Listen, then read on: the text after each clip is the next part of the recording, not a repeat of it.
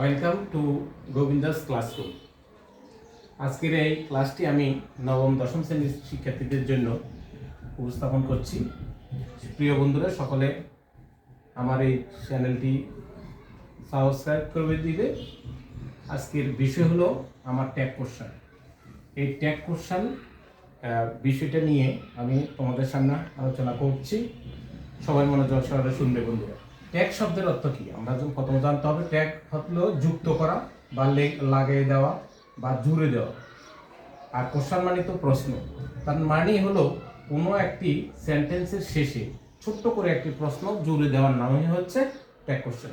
এই ট্যাগ কোশ্চেনটা খুবই গুরুত্বপূর্ণ নবম দশম শ্রেণীর শিক্ষার্থীদের জন্য, কারণ পরীক্ষাতে এখানে 5টি নাম্বার কিন্তু থাকে। সুতরাং প্রিয় শিক্ষার্থীরা, এই বিষয়টা সবচেয়ে সহজ একটা আইটেম গ্রামাটিক্যালে। তো এই আইটেমটা যেমন আমি একটা উদাহরণ দিচ্ছি, দে আর প্লেয়িং ফুটবল। এই সেন্টেন্সের এইটা একটা পুরো সেন্টেন্স। এই সেন্টেন্সের শেষে ছোট্ট করে যদি আমরা একটা প্রশ্ন লাগাই দিই বা জুড়ে দিই, সেটার নাম হচ্ছে ট্যাগ কোশ্চেন। যেমন এখানে আমরা সাবজেক্টের পরে কি পাচ্ছি, একটা বিভাগ পাচ্ছি। তাহলে এই দে আর প্লেয়িং ফুটবল, এখানে আর হচ্ছে অপারেটরস। এই আর যদি এটা পুরোটা হলো, আরেকটা জিনিস হলো এই সেন্টেন্সটা পজিটিভ সেন্টেন্স, অ্যাফার্মেটিভ সেন্টেন্স। এটাকে আমরা যদি ট্যাগ কোশ্চেনে করতে হয়, নেগেটিভ করতে হবে। ওকে, তো তাহলে আমরা এখানে যে অপারেটর, যে 24টা অপারেটর আমি এখানে লিখেছি, এই অপারেটরের মধ্যে কোনো একটি অপারেটর যদি থাকে, সেটাকে আমরা কন্ট্রাকশনের মাধ্যমে নেগেটিভ করে আমরা ট্যাগ কোশ্চেন করতে পারি। যেমন আর আছে, আরটা এখানে যায় যে আর এন্ড, আর নটকে আমরা সংক্ষেপে বলি আরেন্ট। আর এই সাবজেক্টটা দে বসে যাবে, THOY দে।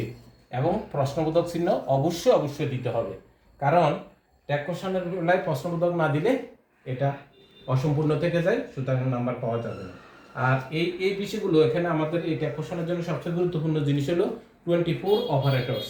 এই অপারেটরসগুলো আমাদের সকলকে মনে রাখতে হবে। যেমন am, is, are, was, were, have, has, had, do, does, did, can, could, may, might, will, would, shall, should, must, need, dare, ought to, use to. এই 24 অপারেটরস আমাদের প্রত্যেক স্টুডেন্টদেরকে অবশ্যই শিখে নিতে হবে, তাহলে তোমাদের ট্যাগ কোশ্চেন করতে খুবই সহজ হবে। আর এগুলোকে আমরা যদি am not, is not, are not, was not, এই যে জিনিসটা আছে, এটাকে আমরা কন্ট্রাকশনের মধ্যে সংক্ষিপ্তকরণ করে নিয়ে আসলে এম নটকে আমরা সংক্ষেপে লিখতে পারি এইন্ট, ইজ নটকে ইজেন্ট, তারপরে আর নটকে আরেন্ট, ওয়াজ নটকে ওয়াজেন্ট। একটু প্রিয় শিক্ষার্থীরা লক্ষ্য করো, were not weren't, have not haven't, has not hasn't, had not hadn't, do not don't, does not doesn't, did not didn't, আর ক্যান নট কান্ট। এই যে কন্ট্রাকশন, এগুলো সবগুলো কিন্তু এভাবে সবগুলো কিন্তু জানতে হবে কোনটাকে কি বলে।